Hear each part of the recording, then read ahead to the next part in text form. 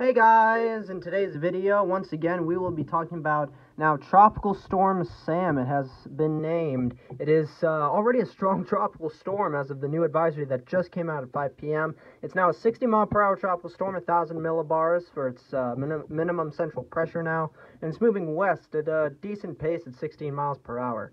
Now, we have two disturbances here that have some amount of chance within the next couple of days of formation. Of course, we have this first disturbance that has a medium 60% chance of formation within the next 2 to 5 days, and it could become either a subtropical or tropical cyclone while it moves generally southward over marginally warm waters during the next day or so. And then after that point, strong upper-level winds are expected to develop over the system beginning tomorrow, which would limit further development. And then we have this second disturbance that is a surface trough of low pressure that has developed in association with a large area of showers and thunderstorms located a few hundred miles southeast of Bermuda. This feature is interacting with an upper-level trough, and some tropical or subtropical development could occur in the next day or two. As this feature moves generally north-northwestward, strong upper-level winds should prohibit further intensification or development by this weekend. Has a low 10% chance of development within the next 2 to 5 days, so this likely won't really form. This may form as we head into the next day or so.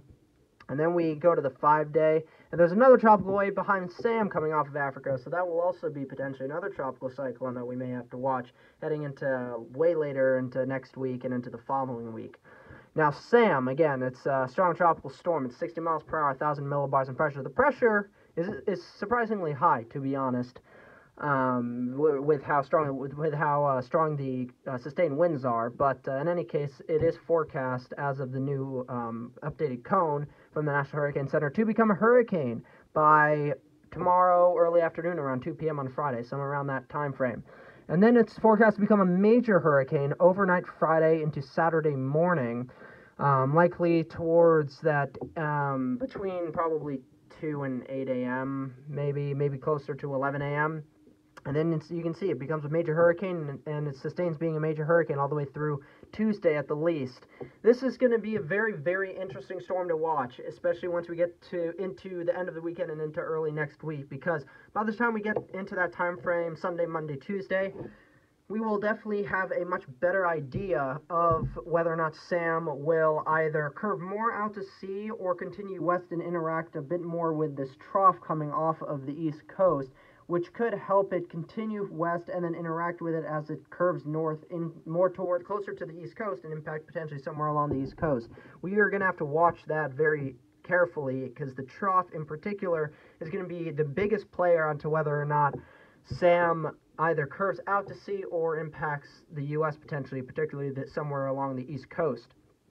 Let's look at the satellite presentation for Sam. You can see it's a pretty impressive storm already, with very cold cloud tops already blowing up, especially on the northern part of the circulation of the center, which is definitely just around a bit south, or somewhere around the south of that big blow-up of convection. And it seems like it's starting to already try to become a hurricane. Has very good circulation. The outflow is pretty decent so far, and it will likely get better as we head into tomorrow and into the weekend.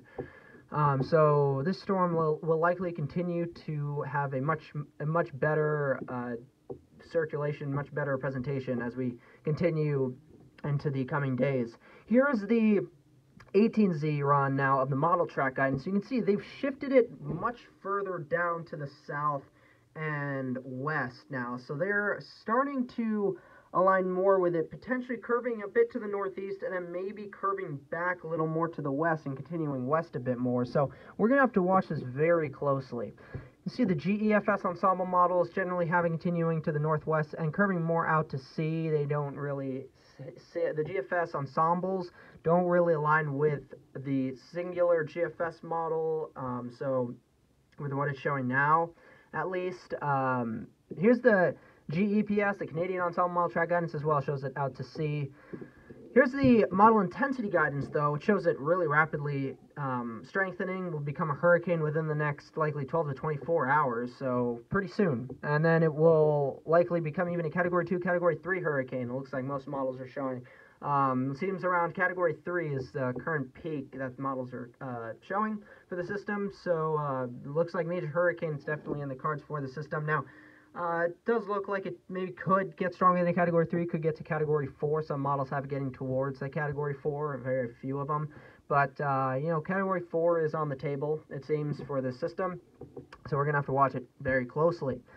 Now let's look at the models. We'll first look at the GFS model, then we'll show you the European, Canadian, and then the hurricane models, the HWRF and HMON models. So here is the GFS model first. Here's the circulation and precipitations associated with SAM. Move this forward in time, and you can see the GFS model shows it strengthening as it continues to the west and the northwest as it heads just to the north and east of the Lesser Antilles and Puerto Rico. Barely bypasses them, brings likely some, definitely some heightened surf, probably some gustier conditions, and maybe some rain showers around. Now you can see the GFS model is trended much further, a good bit further to the west, closer towards Nova Scotia and eastern New England. You can see here's that trough and some precipitation associated with that trough. You can see it interacts with that trough, and we'll see how much it interacts with that trough and where that trough potentially will be located in association with where the storm is located. Looks like towards, as we get towards particularly towards the end of the next work week, so about a week from now, this will be very interesting to see where the trough is located, where the system is located, because that will have huge implications on whether or not it stays more out to sea and has more like offshore effects of more just heightened surf, and then rainier conditions associated with precipitation mainly from the trough in the northeast New England, mid-Atlantic, or the system gets pulled in more and has much higher and much more impactful impacts to the New England Northeast areas. It seems honestly that out of anywhere along the East Coast currently, generally the models are thinking the Northeast New England areas have the highest chance of impacts from the system, whether it be direct impacts or just offshore impacts. So we are going to have to watch that closely. The European model.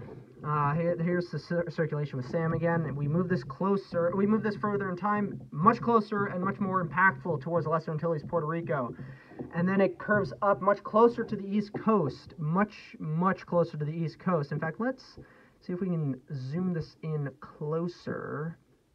Here we go. Look at this.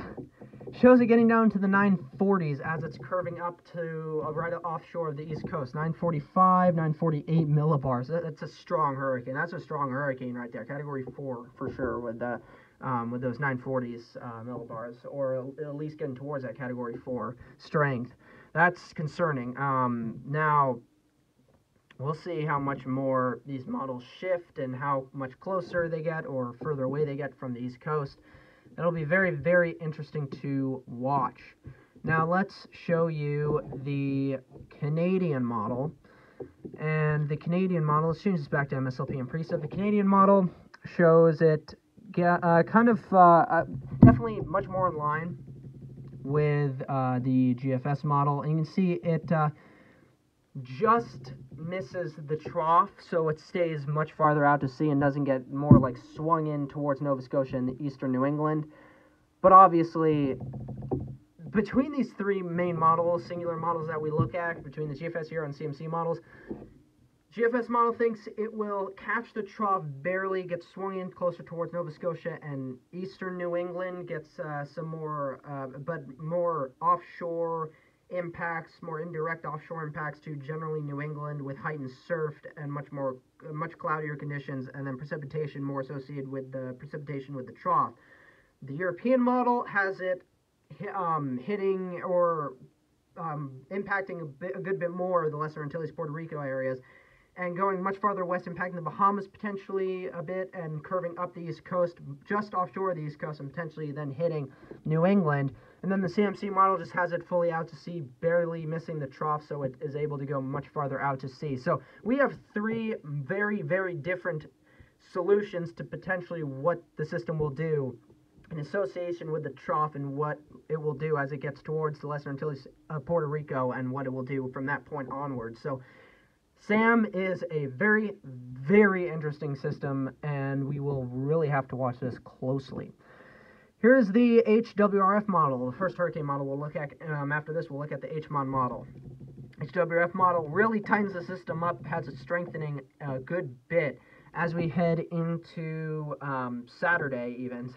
Saturday has it down to the 980s, 970s. We get this further out down to the 950s. And yeah, it just continues to strengthen. So this is going to be interesting, to say the least. This goes all the way up to around Tuesday. So this is as it's getting closer and getting towards its closest approach to around the Lesser Antilles areas. Lesser Antilles areas. So it's very interesting. We could definitely have a pretty strong hurricane on our hands, heading in a bit of a northwesterly direction towards the Lesser Antilles, or maybe just heading generally just offshore to the northeast of the Lesser Antilles. We shall see. Now let's bring this back and let's show you the HMOD model for SAM. Bring this forward in time. Already by Friday and into Saturday, it's already down to the 980s, 970s. Very similar with this already gets it down into the 960s, 950s as well as we get towards Monday, Tuesday. So both HWRF and HMOD models both show this system through Tuesday, and as we get towards Tuesday, it gets to its starting to get to its approach, and it starts to get towards its closest approach, on its way to its closest approach to the Lesser Antilles areas. So we will really have to see, especially getting towards Saturday, Sunday is really the time frame where we'll really start to know how close or how impactful this system will be to the Lesser Antilles and those areas, even Puerto Rico as well. Now, the 2021 Atlantic hurricane season as a whole has been pretty active. If you look at the numbers, just the numbers on its own, the 2021 Atlantic hurricane season has been active. 18 named storms already. We are 3 named storms away from exhausting the normal naming list for the hurricane season, and if we exhaust the next 3 names, we will end up having to use the newly approved auxiliary list from the World Meteorological Organization after they retired and stopped using the Greek alphabet after last season. We've had 6 hurricanes so far and 3 major hurricanes, a total of 159 fatalities thus far this season, so it's been a decently deadly season, so that's unfortunate, to say the least. Total damage this season has been pretty damaging. $54.448 billion. It's already a good bit more damaging than last year's season, in fact, which is quite surprising, to be honest, to me, to say the least. Since last year we had so many named storms, and the damage total, as you can see, for 2020 ended up being at least $51.146 billion, and we're at least $54.448 billion, and we're only in September, and we're not even in October yet. Total A so far this season is only at 82.9 units, so it's been a fairly below average to maybe close to average or so season, especially just because of the fact that we've had so many named storms that have been pretty weak or very short lasting. So we have not been able to rack up the ace value points all that much. But again, we've had a fairly active season otherwise in terms of named storms and damage totals. Now Nicholas, the total damage total for Nicholas is now at $950 million. So it was a pretty damaging storm, very big flooding disaster there in Texas. So that's why the damage total has been bumped up now to around at least $54.5 billion in damage. And again, it didn't kill anyone though, surprisingly. Honestly, that's a good thing. It's great. Unfortunately, it's caused nearly $1 billion in damage though. So there's that. Now we're still trying to figure out, and that total damage from Larry and Mindy. So we'll see how much damage those 2 systems caused to add to the total damage so far this season.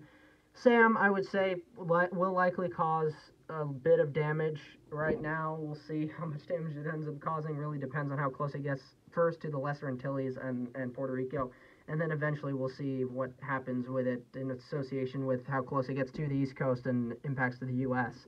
And even Bermuda potentially, because even if let's say in the end it does end up going in between, just offshore of the East Coast, going in between Bermuda and the East Coast, will still bring some impacts to Bermuda, good bit more offshore Bermuda as well as the East Coast, but still bring some swells, potentially a bit more gustier conditions, maybe some showers or some rain around there in Bermuda as well. So that could cause potentially some damage or even some deaths if people end up going into the waters in the beaches of Bermuda while the system is potentially going on and giving some impacts to those areas. So we will see.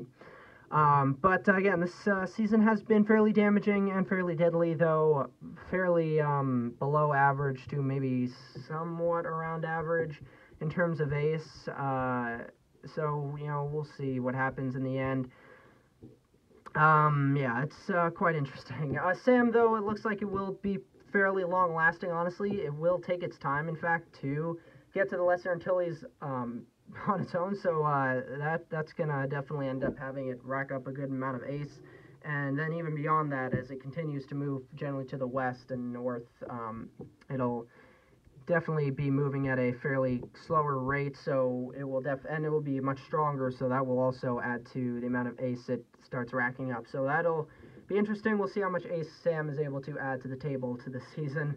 But again, hopefully you guys enjoyed this video. We will continue to track Sam for you guys, give you guys up-to-date information on Sam as we head into tomorrow, the weekend, and into next week, as the system progressively gets closer to the Lesser Antilles, Puerto Rico, and see what impacts it could bring to those areas, and what will happen later on with association with that trough and how Sam will interact with that, whether we'll either go out to sea, interact with the trough, get swung in closer to Nova Scotia, east New England, bring some impacts there, or get pushed further west because of the trough and whatnot, and curve north offshore, just offshore the East Coast, and head into New England.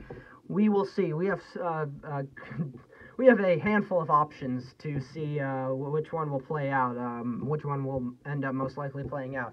And we have a lot of time to figure that out. We will see what the models end up doing in the coming days. Very, very interesting storm, and Sam will likely become a hurricane, in fact, by tomorrow, major hurricane as early as Saturday morning. So quite interesting. This system will definitely be ramping up, it seems, quite quickly, and it will then slow down as well and cause it to even tap into more of that great environment that it has already and will continue to have, with very warm sea surface temperatures to tap into, as well as low wind shear. So it has pretty much perfectly primed conditions, as good as the conditions can really get, for the system to continue to intensify really pretty much as much as it wants. So again, the system will be very interesting to track, and we will keep you guys updated. Make sure you subscribe to my channel to get up-to-date information, get future updates on SAM and where it will end up tracking, how close it will get to land areas, and as well, like the video down below if you like this kind of content, and as well if you want to continue, and as well if you want to keep up to date with my channel and the storm, please consider subscribing. Comment sections for my videos moving forward, again, will be turned off. So there's that. In fact, as well, last thing I want to mention, tomorrow I will be getting a new phone. I am getting the iPhone 13 mini, so we will be getting a good bit better of camera quality and whatnot, so you guys will likely be able to see the screen that I'm showing much clearer, so that'll be great. And we will have some nice updates with that, and with especially that in that regard, moving forward and into tomorrow and moving forward from there. So hopefully you guys enjoyed this video. Please consider subscribing to the channel, like the video down below if you like this content, and again, subscribe to my channel if you like this content as well, and if you want to get as well up-to-date information on SAM moving forward. Hopefully you guys enjoyed this video, and I'll see you guys in the next one. Bye.